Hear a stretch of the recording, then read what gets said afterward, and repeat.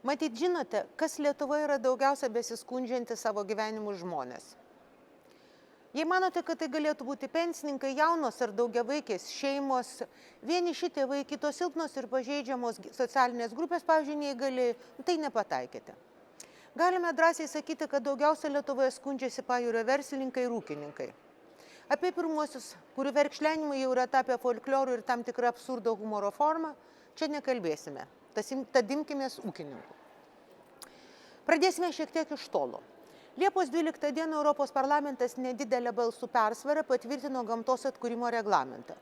Europinį teisės aktą, kurio bus siekiama ilgainiui sumažinti žalą gamtai dėl labai intensyvaus ūkininkavimo. Už aplinkosaugą atsakingo komisaro, mūsų tautiečio Virginijaus Sinkevičiaus teigimu, tai yra pirmasis po 30 metų įstatymas susijęs su aplinkosauga ir gamta Europos Sąjungoje.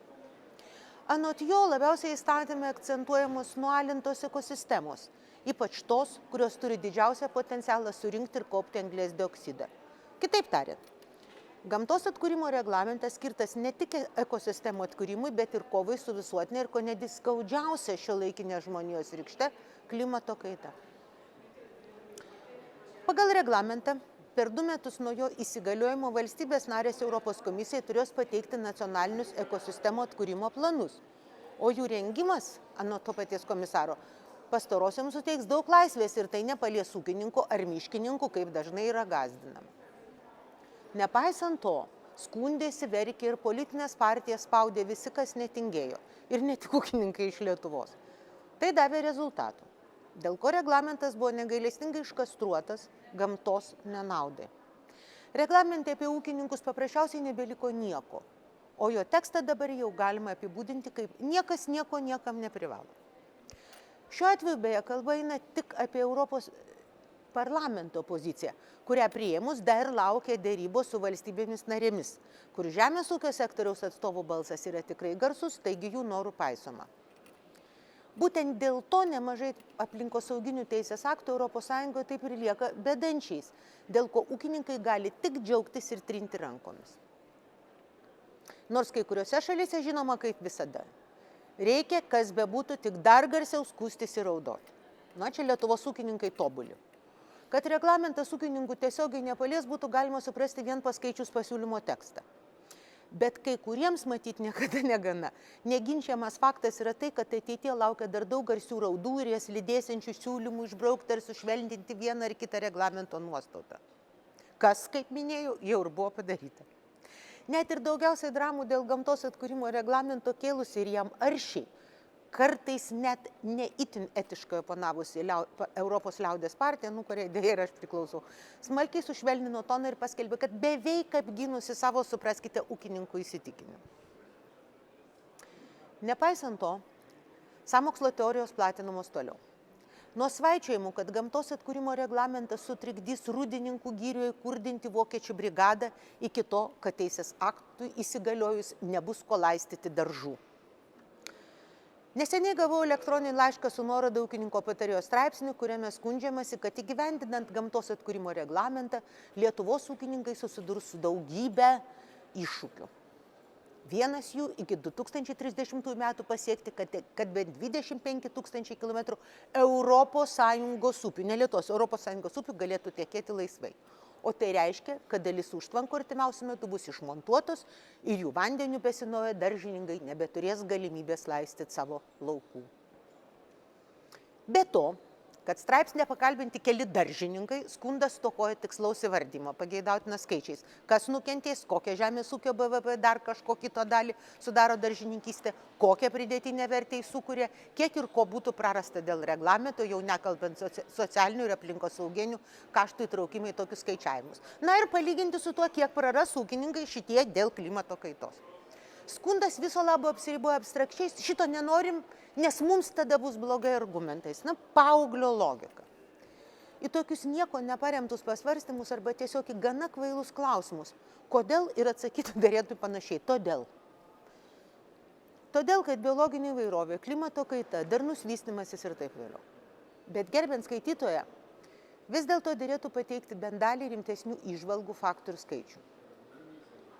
Tame pačiame straipsnėje išdėstytas už aplinkosaugą atsakingo komisaro, kurį jau minėjau, Sinkevičiaus komentaras, kad valstybės siekdamos gamtos atkūrimo reglamento tikslų turėtų susitelkti užtvankas, kurios neatlieka jokių praktinių funkcijų. Ir kad tame pačiame dokumente pažymima, kad inventarizuojant upių barjerus būtina atsižvelgti į socioekonominę jų funkciją. Na tai yra to, kas jais naudojasi.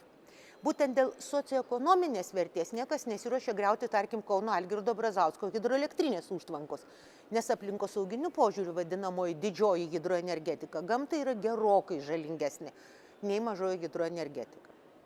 Taigi, jei kuri užtvanka ir bus griaunama, jos demontavimas bus pagristas kaštų ir naudos analizė, skaitant į kaštus, skaitant ir socioekonominius parametrus, tai yra verslininkavimo parametrus.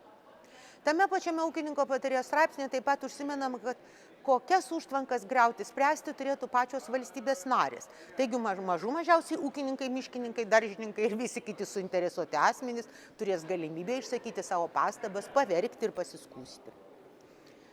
Tačiau straipsnėje nepaminėta, kad vadinamasis užtvankų griovimo, iš tikrųjų upių vientisumo atkūrimo procesas Lietuvoje vyksta jau keletą metų.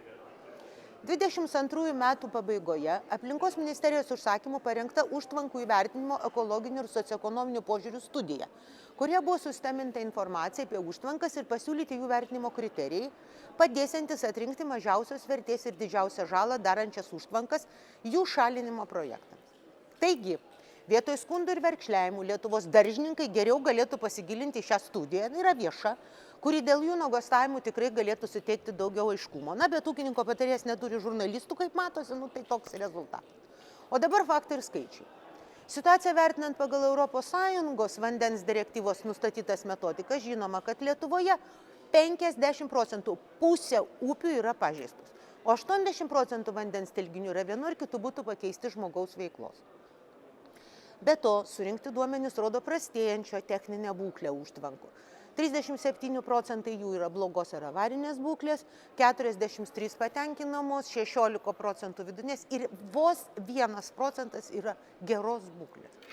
Remiantis apklausos duomenimis detaliai vertinus 28 savivaldybių pateiktus duomenis apie 129 užtvankas, vienos užtvankos priklausomai nuo techninių parametrų ir būklės remontas valstybėje kainuotų apie 30 tūkstančių iki panašiai 1 milijono eurų.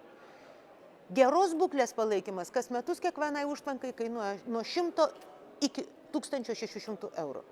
Palyginimui, Lietuvoje nevyriausybinių organizacijų pastangomis nugriautos pirmos užtvankos Bražuolės upėje griovimo darbai kainavo apie 15 tūkstančių eurų.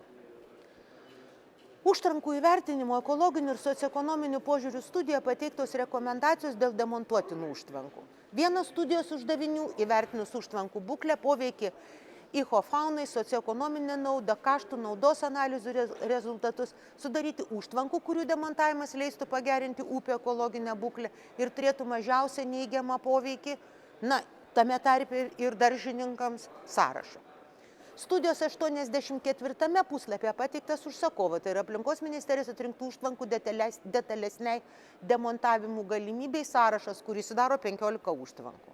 Be to, sudarytas praktinio pobūdžio rekomendacinis dokumentas upių vientisumo atkūrimo projektų įgyvendinimo koordinatoriams, kuriame užtvankų ardymui numatyta ištisa virtinė kriterijų, skaitant bendravimą su visuomenė, kad ūkininkai galėtų pasiskųsti ir atsakymus į tokius klausimus kaip ar užtvanka yra tinkamos fizinės, ar statinys būsenos, ar statinys naudojamas pagal paskirtį ir ar jį galima naudoti pagal paskirtį.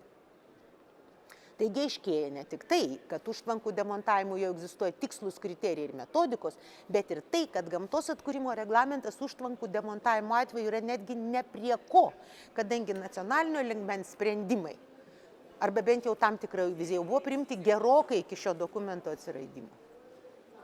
Išlaisvinti 25 000 kilometrų visos ES upių, dėl kurių skundžiamasi minėtame ūkininko patarėjo straipsnėje, numatyta dar 2020 metų gegužę, paskelbtame ES komunikate 2030 metų ES biologinės įvairovės strategija. Taigi skundai, net jeigu jie turėtų nors truputėlį logikos, nors šiek tiek būtų pagristi, yra gerokai pavėluoti.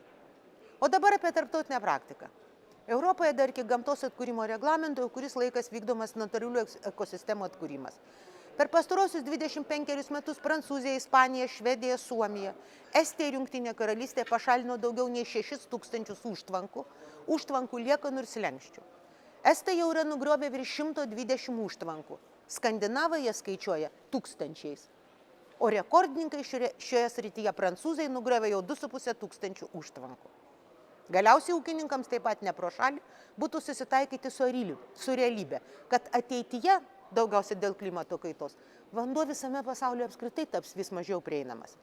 Iki 2050 metų daugiau nei milijardas žmonių iš viso neturės pakankamos prieigos prie vandens ir turės migruoti paprasčiausiai tam, kad jo gautų. Tuo tarpu maisto poreikis gali padidėti 60%, o tai reiškia, kad vandens reikės daugiau, kai tuo pačiu metu jis vis mažiau prieinamas ir vis brangesnis. Tad užuot verkšlenę dėl užtvankų, ūkininkai ir visokie ūkininkų patarėjai, kurie ne patarėjai, o kvailintojai, daržininkai ir visi kiti žemės ūkio sektoriaus veikėjai su raudomis, geriau galėtų ieškoti kitų būdų laukų drėkinimui užtikrinti. Na, pirmiausia, gal nusipirkti nosinės. Ir užuot kaip užtikrinta duotybė priėmus tai, kad vandens ištekliai upėse yra neriboti, pradėtų galvoti. Dar kartą sakau, nusipirkit nosinės. Be to, modernizuojant laistymo sistemas, kad jos reikalautų mažiau vandens, ir yra pastelkiant gamtos procesais grįstus sprendimus, pavyzdžiui, šlapinių atstatymas, arba kitas ūkininkavimo praktikas, kurios padėtų išlaikyti drėgmę, kaupti lietaus vandenį ir panašiai.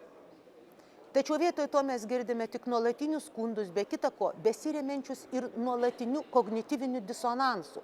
Pavyzdžiui, savo pasėlių neapdraudė ūkininkai per rugpjūtį siautusios audras su kruša prašo po to kompensacijų, lengvatinių paskolų ir visokio kitokie keliai. Na, jums matote blogai.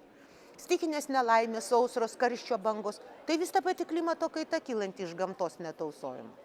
Tuo tarpu ūkininkai viena vertus nuolat verkšlena ir priešinasi gamtos tausojimui ir klimato iniciatyvoms. O paskui apsisukę prašo paramos dėl žalos, kuri ir kyla dėl to paties gamtos netausojimo. Žinoma, tikrai nesakau, kad visi ūkininkai atstovauja tokiam požiūriui. Tačiau galima drąsiai teigti, kad Lietuvoje tokių dėja yra didžioji dauguma. Na, o tai savo ruožtu puikiai patvirtina kone masinis nepasitenkinimas žemės ūkio ministru, kuriam ko gero vieninteliam iš iki šiol buvusių aplinkosauga rūpi iš tikrųjų, o ne tik dėl ant popieriuko, kad būtų.